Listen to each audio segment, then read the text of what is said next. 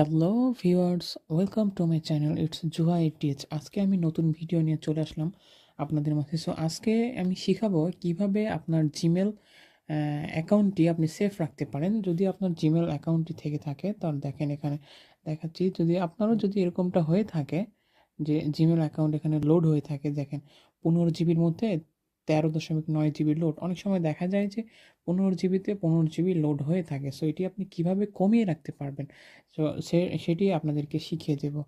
তো চলুন, এটি আপনাদেরকে করতে হলে সর্বপ্রথম আপনাকে চলে যেতে হবে গুগল ফটোস। গুগল ফটোসে ক্লিক করবেন। আপনি যে ছবিটি তুলেন আপনার ফোনে, সেটা কিন্তু অটোমেটিক্যালি দেখা যাচ্ছে যে জিমেলে সেভ হয়ে থাকে। সেই কারণে আপনার জিমেল অ্যাকাউন্টটি সবসময় ফুল দেখায় স্টোরেজটা। সো সেটি আপনি কীভাবে করবেন, সো এখানে যাবেন, ওপরে ক্লিক করবেন। সো ওপরে ক্লিক করার পর এখানে দেখবেন যে ব্যাকআপ নামে একটি অপশন। সো ব্যাকআপে ক্লিক করব। ব্যাকআপে ক্লিক করার পর ওপরে সেটিংস দেখতে পাবো। সো এখানে ক্লিক করব। এখানে ক্লিক করার পর এই যে দেখেন ব্যাকআপ নামে একটি অপশন।